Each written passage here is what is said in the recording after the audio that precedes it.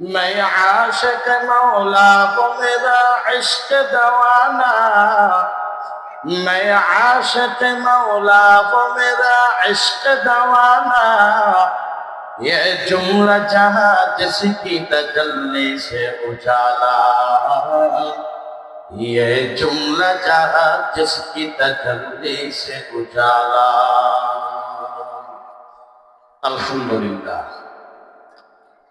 Ismail master জামে মসজিদ যুব তাফসির কমিটির উদ্যোগে 3 দিন ব্যাপী পবিত্র তাফসিরুল কোরআন মাহফিল আজ 15 নভেম্বর 2024 ইং মহতী মাহফিলের সম্মানিত সভাপতি, প্রধান অতিথি, বিশেষ অতিথিবৃন্দ, মুআজ্জাজ ও মুকাররম, জাতির মাথার মুকুট, ওয়ারাসাতুল আম্বিয়া, হযরতে উলামা ইকরাম,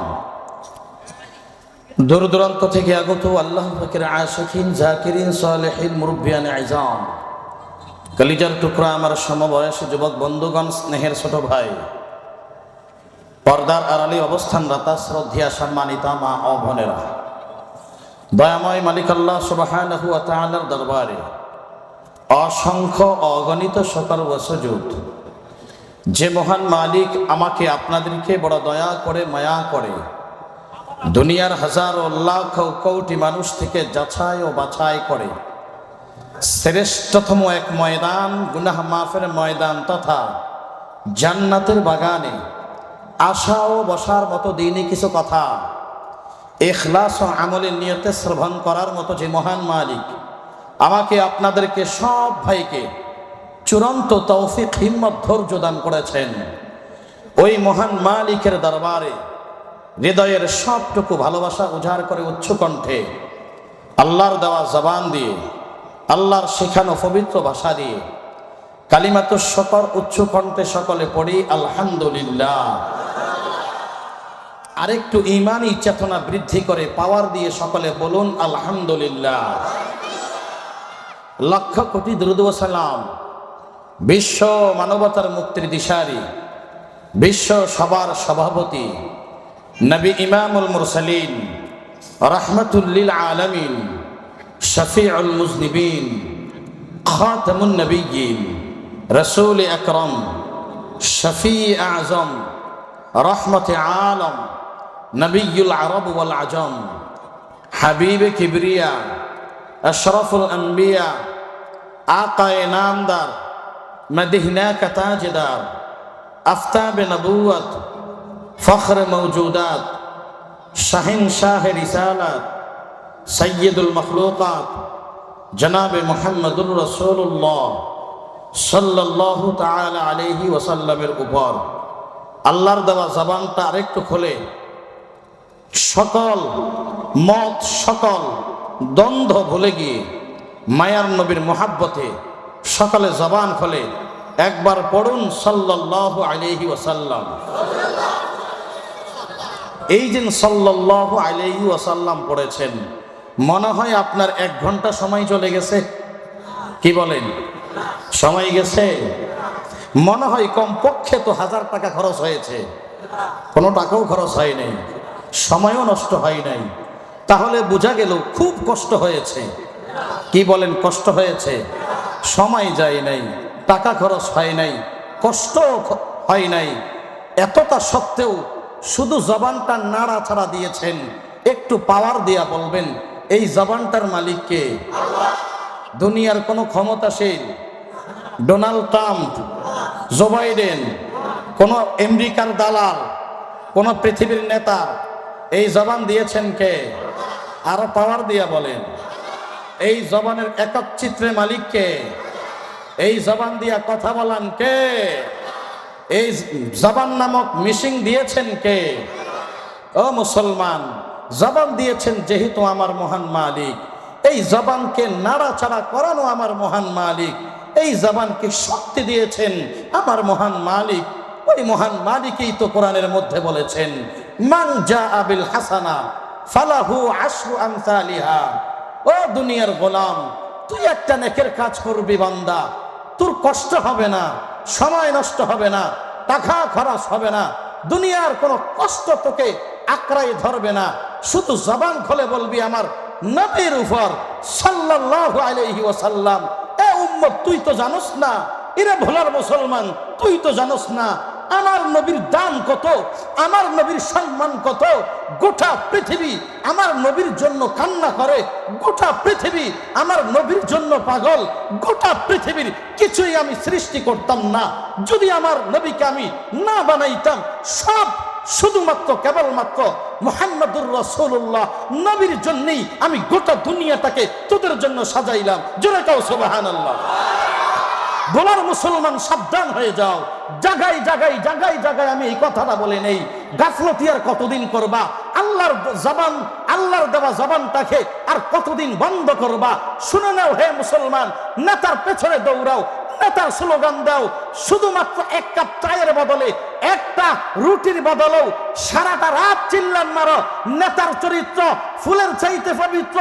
নোংরা নেতার জন্য তুমি যদি পাগল হতে পারো, বিশ্ব নবী যেই নবীকে না বানাইলে গোটা পৃথিবী চোখে দেখতাম না, ওই নবীর জন্য তুমি কি স্লোগান দিতে পারবা না? জোরে কাও স্লোগান দেওয়া যাবে? লিল্লাহে তাকবীর। পাওয়ার দিয়া বলো লিল্লাহে তাকবীর, লিল্লাহে তাকবীর। আমার নেতা তোমার নেতা, আমার নেতা তোমার নেতা।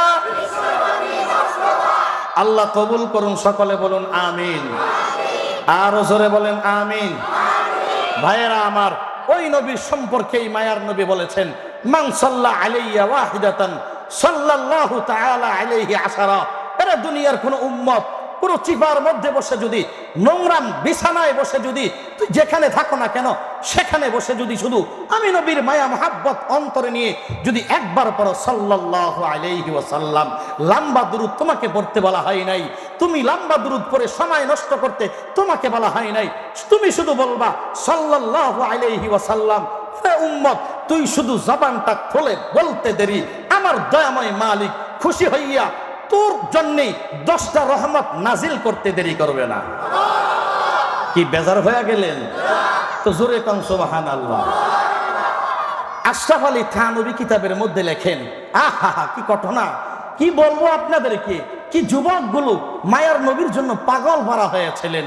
আশরাফ আলী থানভীর লিখিত ঘটনা হাতে লিখেছেন, হাতে লিখেছেন। উনি বলেন, আপনাদের মতেই এই ভোলা সদরের যুবকদের মতেই একটা যুবক বয়ানে বসছে।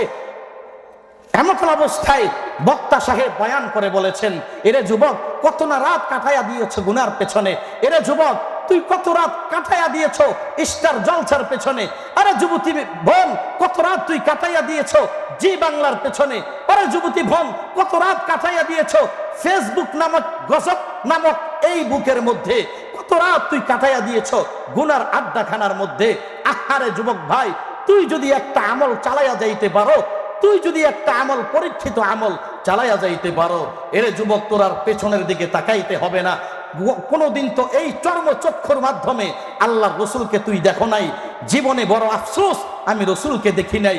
আহারে সাহাবায়ে কেরাম রসুলের সান্নিধ্য অর্জন করেছেন, আসহাবিকান নুজুম উপাধি পেয়েছেন, আকাশের নক্ষত্রের মতো সাহাবায়ে কেরামের সম্মান বেড়ে গেছে। ফাবি আইয়ুহুম ইহতিদাইতুম, রসুল বলেছেন আমার সাহাবায়ে কেরাম আকাশের নক্ষত্রের মতো হয়েছে। সাহাবায়ে কেরামের অনুকরণ যদি দুনিয়ার কোনো আনেওয়ালা উম্মত করতে পারো, অবশ্যই হেদায়াত প্রাপ্ত হয়ে যাবে, কোনো সন্দেহ নাই, কোনো সন্দেহ নাই। পাওয়ার দিয়া বলো সুবহানাল্লাহ। ওই নবী বলে আমি নবীকে তুই দেখো নাই, তবে সুযোগ তোমার রয়েছে। এ যুবক ভাই, যদি রাত্রে ঘুমের ঘরে যাইয়া শয়ন কক্ষে যাইয়া উজুটা করে মাথার সাথে বালিশটা লাগাইয়া ডান কাঁধ হয়ে শুয়ে হাতের কর গনে গনে যদি তুমি পড়তে পারো সাল্লাল্লাহু আলাইহি ওয়াসাল্লাম, পড়ো সাল্লাল্লাহু আলাইহি ওয়াসাল্লাম। ওরে যুবক ভাই, তুমি যদি পড়তে পারো সাল্লাল্লাহু আলাইহি ওয়াসাল্লাম হাতের কর গনে গনে, হেরে যুবক তুমি 100 বার যদি এই দুরূদ পড়তে পারো, মায়ার নবী বলেন এই আমলটা যদি আমার কোনো উম্মত 40 দিন লাগাতার করতে পারো, যদি মাঝখানে কোনো গ্যাপ না হয়, 40 দিন পর্যন্ত যদি আমার কোনো উম্মত এই আমলটা করতে পারো, এ উম্মত আমি নবী গ্যারান্টি দিয়া বললাম, ওরে ঘুমের ঘরের মধ্যে এসে আমি নবী তোর সাথে মোলাকাত করে ফেলব। হে উম্মত, ঘুমের ঘরের মধ্যে আমি নবীর সাথে তোর মোলাকাত হয়ে যাবে, সন্দেহ নাই। আমি নবীকে শয়নে যেমন স্বপ্নেও তেমন, আমি নবীর চেহারা যদি একবার স্বপ্নেও তুমি দেখতে পাও, ওরে উম্মত, তোর জন্য জাহান্নামের আগুন হারাম। ও উম্মত, জাহান্নামে যাওয়া লাগবে না, আমি নবীর শাফাআত তোর জন্য ওয়াজিব হইয়া যাবে। কিয়ামতের ময়দানে তোর হিসাব দিতে হবে না, আমি নবী হাতটা ধরে টান্ডা দিয়া আমি নবী আমার সাথে তোকে জান্নাতের মেহমান বানায়া দিব। মান আহাব্বা সুন্নতি ফাকাদ আহাব্বানি ওয়া মান আহাব্বানি কানা মাই ফিল জান্নাহ। মায়ার নবী বলে, হে ভোলার মুসলমান, শুনে নাও হে মুসলমান, ওরে ভোলার যুবক, ও ভোলার যুবতী মা, মাইকের সাথে কানটা লাগাইয়া দাও মা, ভালো করে বয়ানটা আমলের নিয়তে শোনো গো আম্মা জান। ও মা, তুমিও যদি মায়ার নবীর এই সুন্নতের উপর আমল করতে পারো, ও আম্মা জান, তোমার জন্য মায়ার নবীর এই সুন্নাত, তোমার জন্য মায়ার নবীর এই গ্যারান্টিমূলক হাদিস। আল্লাহর পয়গম্বর বলে, আমি নবীর উপর যদি হাতের কর গনে গনে গনে গনে 100 বার ওই শয়ন কক্ষে গিয়া যদি ঘুমানোর আগ মুহূর্তে এই দুরূদ শরীফ পাঠ করো, ওরে উম্মত, আমি নবী তোর বাড়ির মধ্যে এসে আমি নবী তোর সাথে আমি ঘুমের ঘরের মধ্যে মোলাকাত করে আমি নবী তোর জন্য জাহান্নামের আগুন হারাম করে দেব। এ যুবক ভাই, এ বৃদ্ধ, ও পর্দানিশী আম্মা জান, এই জন্য মা দুরূদ শরীফের আমল করবা। এর যুবক, তুমিও দুরূদ শরীফের আমল করো। আশরাফ আলী থানভী কিতাবের মধ্যে লেখেন, ওই যুবকটা এই বয়ান শুনে এমন ভাবে আমল শুরু করে দিলেন, যুবক একদিনও দুরূদ শরীফ ছাড়া ঘুমায় না। ওই দুরূদ শরীফের আমল করে করে যুবকটা ঘুমাইয়া যায়।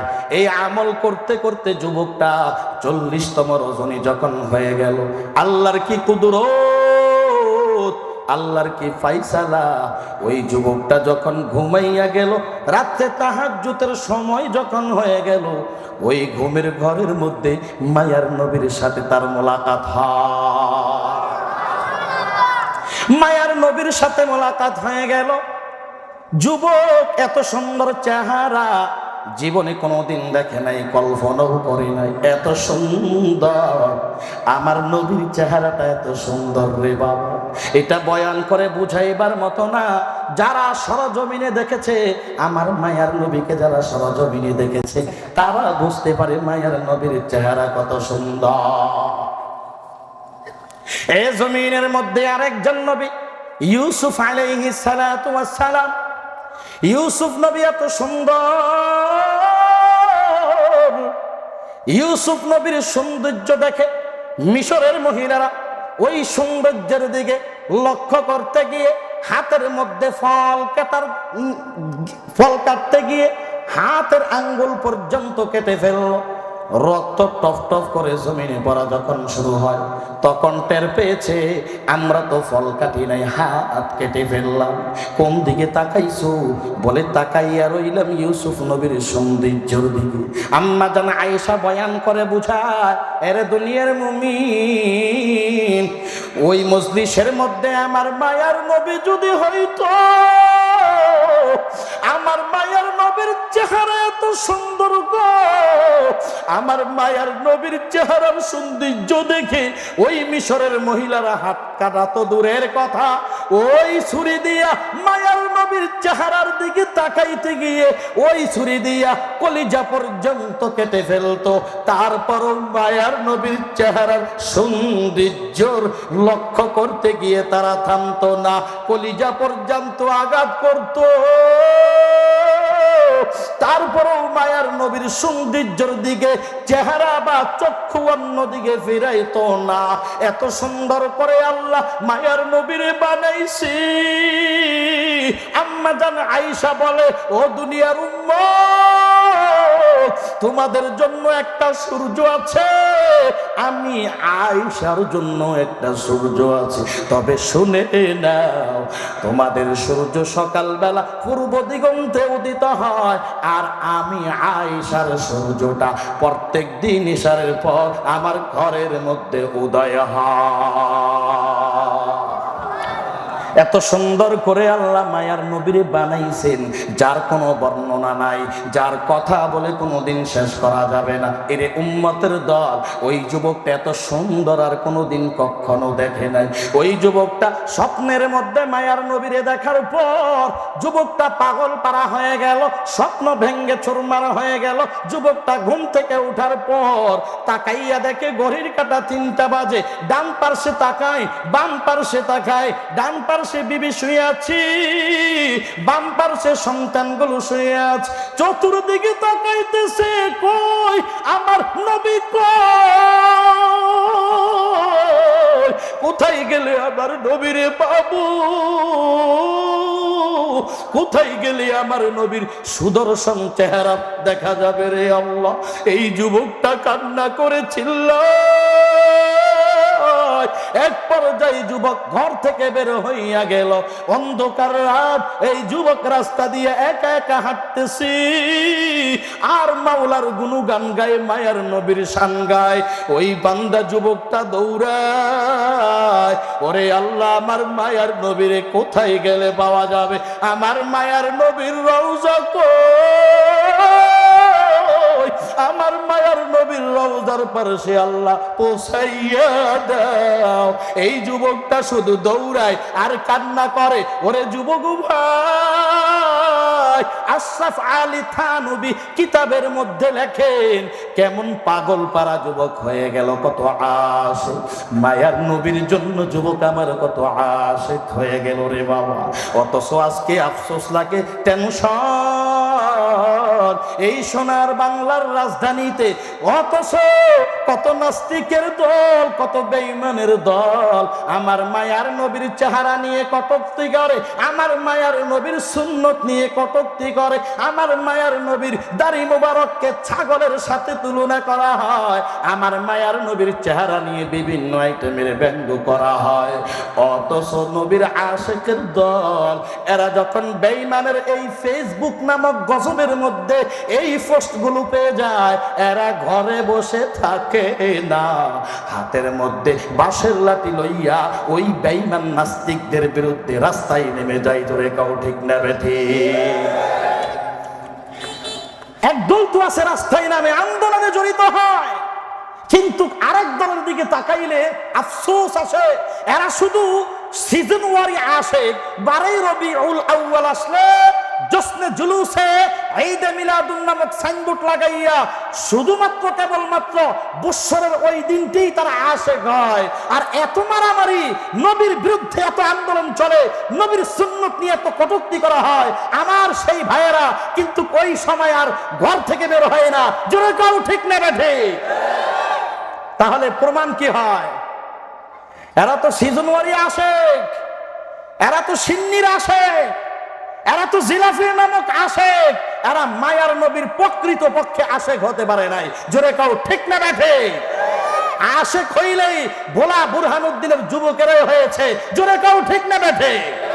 মায়ার নবীর জন্য জীবন দিয়েছে, রক্ত দিয়েছে, রাস্তায় শহীদ হয়েছে, এরাই প্রকৃত পক্ষে আশিক। জোরে কাউ ঠিক না ব্যাঠে? আমরা সেই প্রকৃত পক্ষে আশিক হতে চাই। সিজন ওয়ারি জশ্নে জুলুসের আশিক নামক গজব আমরা হতে চাই না। জোরে কাউ ঠিক না বেঠে?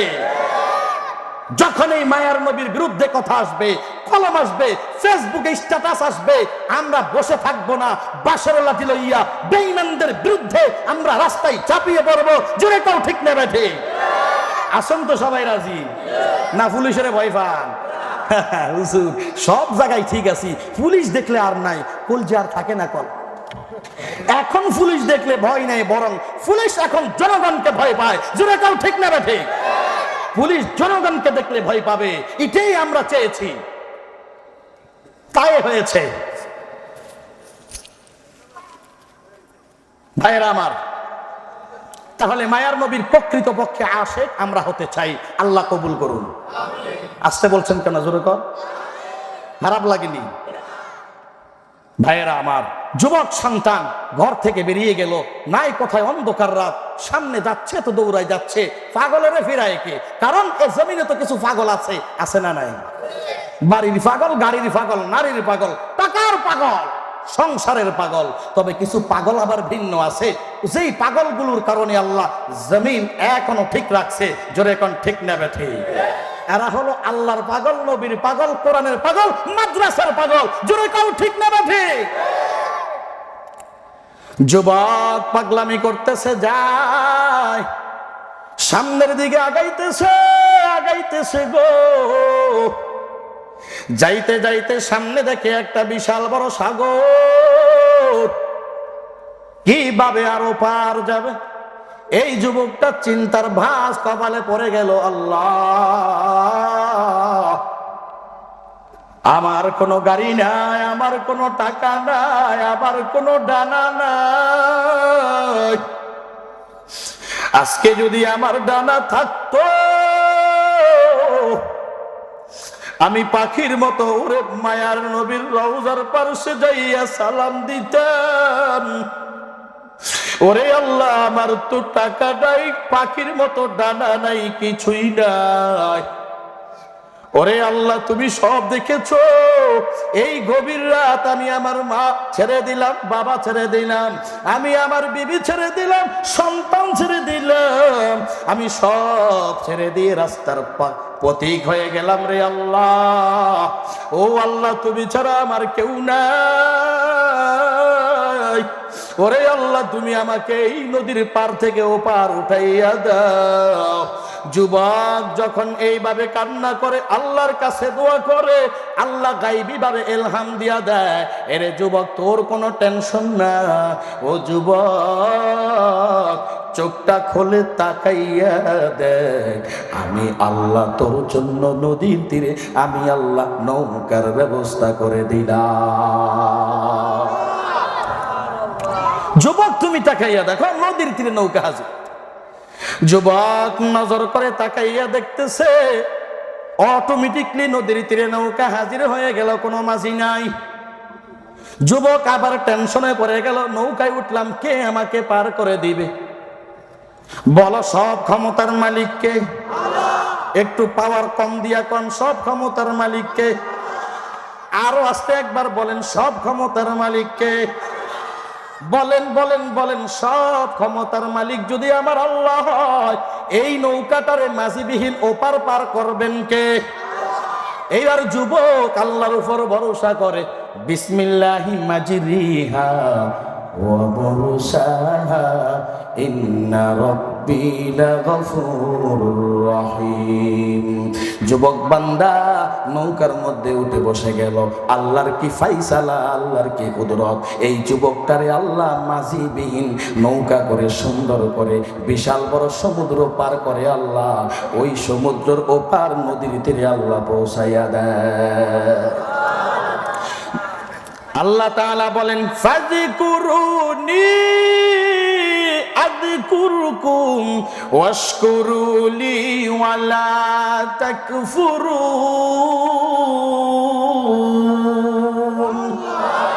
আল্লাহ বলে, ও দুনিয়ার মানুষ, শুনি নে, যেই বান্দা তোরা আমি আল্লাহর জন্য পাগল, আমি আল্লাহরে বারবার স্মরণ করো, আমি আল্লাহ তোরে ভুলি না, ভুলি না, বরং তুই আমার ডাকবি একবার। মুফাসসিরিনে কেরাম বলেন, আমার আল্লাহ তোর ডাকের সাড়া দেয় বারবার। ও দুনিয়ার মুমিন ভাই, এমন আল্লাহ পেয়েছো হিন্দুরা সামনে মূর্তিরে নিয়া বারবার সারাটা রাত জাগ্রত থেকে বলে ইয়া সনাম, ইয়া সনাম, ইয়া সনামের স্লোগান দেয়। কোনদিন সনাম আওয়াজ দেয় না, সারা দেয় না। মক্কার একটা মুশরিক এইভাবে 40 বছর পর্যন্ত সামনে মূর্তি রেখে রাত্রে ঘুমাই না, সামনে মূর্তি রেখে রেখে এইভাবে চিল্লান মারে ইয়া সনাম, ইয়া সনাম, ইয়া সনাম। কোনো আওয়াজ নাই, জবাব নাই। ঘটনাক্রমে একদিন রাত্রে জবানটা স্লিপ কেটে সবকাতুল লিসান হয়ে হঠাৎ করে জবান থেকে বের হয়ে গেল ইয়া সমাদ, ইয়া সমাদ, ইয়া সমাদ। এই শব্দটা বলার সাথে সাথে আমার মহান মালিক গায়েব থেকে আওয়াজ দিয়া দেয় লাব্বাইকা ইয়া আবদি, লাব্বাইকা ইয়া আবদি। ওরে আমার গোলাম, তুই আমারে এত রাত কেন ডাকছো? আমারে কেন ডাকছো? আমারে কেন দুইটা করে গোলাম? ওই মুশরিকের বাচ্চাটা যখন এই গায়বী আওয়াজটা শুনতে পেলেন, একদম কাত হয়ে জমিনে পড়ে গেলেন। হঠাৎ করে হুশ আসার পর মাথার মধ্যে নিজের বিবেক দিয়ে চিন্তা করে এত সুন্দর গায়বী আওয়াজ কে দিয়েছে? 40 বছর পর্যন্ত মূর্তিটারে আমি ডাকলাম ইয়া সনাম, কোনদিন মূর্তি আমার ডাকের সাড়া দেয় নাই। হঠাৎ করে আমি বলে ফেললাম ইয়া সমাদ। বলতে দেরি হয়, আমার আল্লাহ ওই গোলামটার আওয়াজ শুনে সাড়া দিতে দেরি করে না। ইয়া ইলাহি তু মেরা মাবুদ হায়, ইয়া ইলাহি তু মেরা মাশূক হায়, ইয়া ইলাহি मुझसे मुझको दूर कर, ताकि देखो मुझ में तुझको एक नजर। এরে যুবক ভাই, আল্লাহর জন্য পাগল হও, দুনিয়ার গাড়ির জন্য হইও না, দুনিয়ার বাড়ির জন্য হইও না, দুনিয়ার সংসারের জন্য হইও না রে মুমিন। দুনিয়ার গাড়ি বাড়ি নারী তোরে সফলতা দিবি না, বরং একদিন না একদিন সব ধূলিসাৎ হয়ে যাবে, ধ্বংস হয়ে যাবে। কুল্লু মান আলাইহা ফান ওয়া ইয়াবকা ওয়াজহু রাব্বিকা যুল জালালি ওয়াল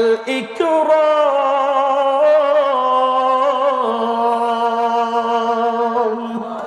এই কালাম জিন্দা কুরআনে হাকিম, হিকমতে উলায়া জালাসতু কাদিম, জামিউল ইলমি ফিল কুরআনে হাকিম, তাকাসারাত আনহু আফহামুর রিজালি, বাকা কুরআন কালামুল্লাহ বাশানু কদিমাস নাইনো। ও দুনিয়ার মুমিন ভাই, আল্লাহর জন্য পাগল হও, আল্লাহকে ডাক দাও। ওরে বান্দা, আল্লাহকে ডাকতে গেলে টাকা লাগবে না, পয়সা লাগবে না, উজুও লাগবে না। ওরে বান্দা, যেই হালাতে আছে সেই হালাতে আমার মাওলার গুণগান গাও। আমার এই যুবক গোলাম, আল্লাহ বলে এই যুবক গোলাম আমি আল্লাহর জন্য পাগল হয়ে গেল। নদীর তীরে পৌঁছার পর নদীর তীরে বসে বসে যুবকটা মালিকের গুণগান গায় আর আমার নবীর জন্য দুরূদ শরীফের আমল করে। পাইলে নিরালাই গো নবী, পাইলে নিরালাই। সবাই বলো, পাইলে নিরালাই গো নবী, পাইলে নিরালাই, পাইলে নিরালাই গো নবী, পাইলে নিরালাই। দুই কদমে চুমু খাবো, দুই কদমে চুমু খাবো, চরম ধুলি মাখবো গায়। পাইলে নিরালাই গো নবী, পাইলে নিরালাই, পাইলে নিরালাই গো নবী, পাইলে নিরালাই। দয়াল নবী কত দূরে, লোহিত সাগরের তীরে। দয়াল নবী কত দূরে, লোহিত সাগরের তীরে। মদিনারি সোনার ঘর, মদিনারি সোনার ঘরে আছেন যিনি সর্বদাই, পাইলে নিরালাই গো নবী, পাইলে নিরালাই, পাইলে নিরালাই গো নবী, পাইলে নিরালাই।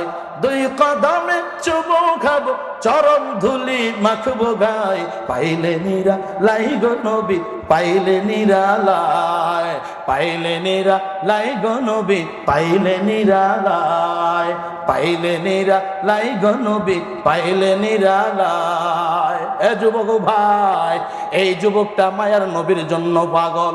আল্লাহ তাআলা ডাক দিয়া কয়, ও বনের বাঘ, না ও বনের বাঘ, যা তাড়াতাড়ি দৌড়াইয়া যা, নদীর তীরে যাইয়া দেখবি আমার গোলামটা আমার জন্য পাগল, আমার নবীকে পাওয়ার জন্য পাগল। ও জঙ্গলের বাঘ, তুই মানব দেখলে তোর মাথার চান্দি গরম হইয়া যায়, তোর শরীরের রক্ত টপগপ টপগপ করে উতরাইতে থাকে।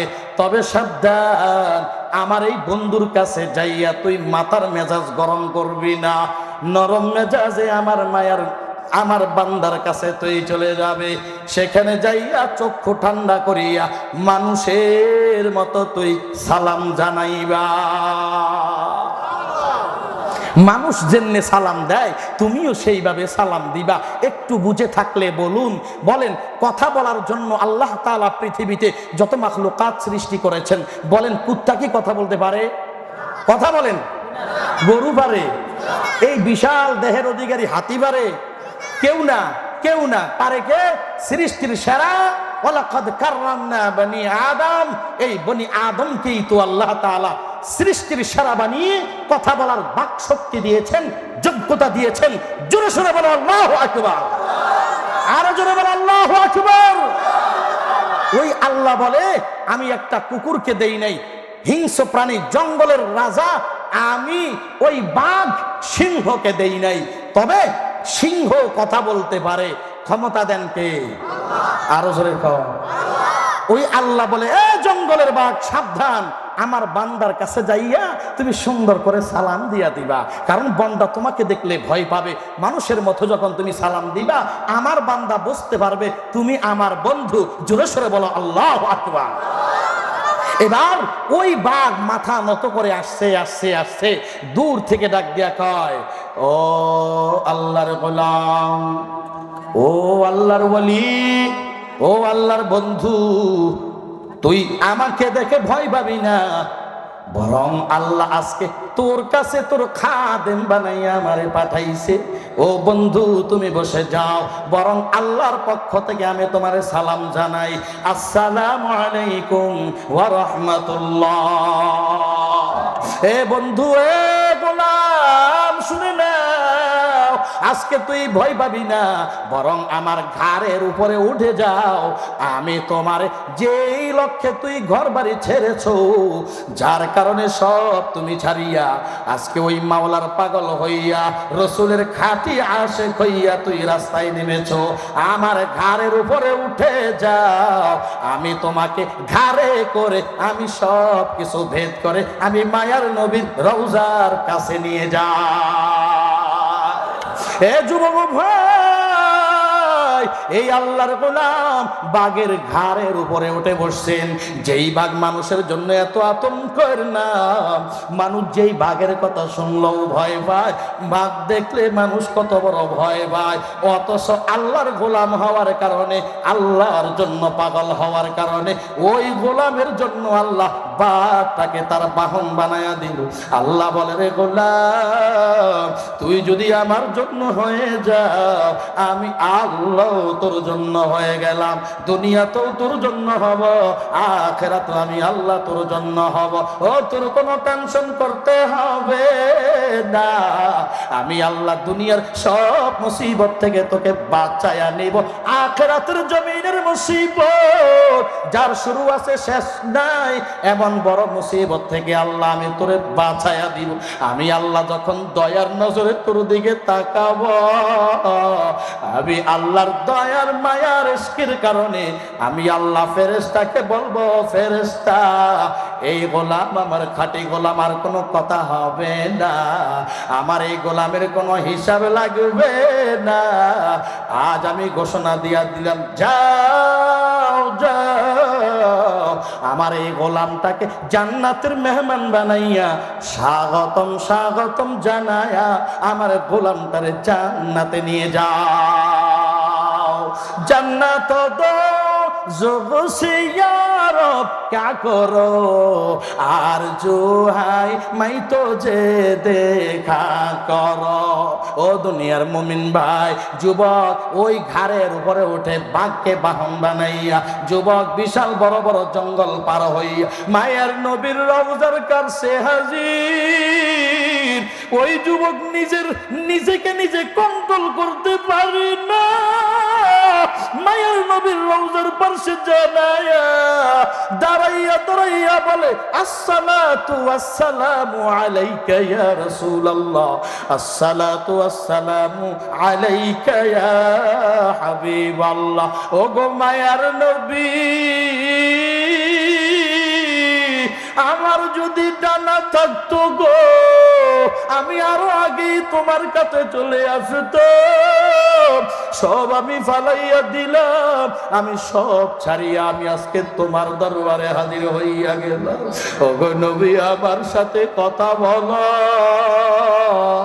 ইরে যুবক ভাই, তাকাইয়া দেখবি এই জমিনের মধ্যে কিছু আল্লাহর গোলাম আছে, দেখবা টাকা নাই পয়সা নাই, হঠাৎ করে বান্দা হজ করার জন্য মদিনায় মক্কায় চলে যায়, আছে না নাই? আরো জোরে বলে, আছে না নাই? মদিনা যাইতে পারলাম না, মদিনা দেখতে পারলাম না। কি ব্যাপার, কষ্ট হয়? কাগো কাগো কষ্ট হয়? হাত উঠান তো দেই। ওরে মাশাআল্লাহ, জোশের সাথে হুশু ঠিক আছে, মাশাআল্লাহ। সবাই থাকবেন, মুনাজাতটুকু দিয়ে যাবেন। কারা কারা রাজি আছেন দুটো হাত উঠায়া দেখান। লিল্লাহি তাকবীর, লিল্লাহি তাকবীর। আল্লাহ কবুল করুন, সকলে বলুন আমিন। মদিনা যাইতে পারলাম না, মদিনা দেখতে পারলাম না, আমি অসহায় তাই এত দূরে রই, অসহায় তাই এত দূরে রই, শুধু সালাম জানাই মদিনা যাইতে পারলাম না, মদিনা দেখতে পারলাম না। মদিনা নাম কত সুন্দর, মদিনা কেড়েছে অন্তর,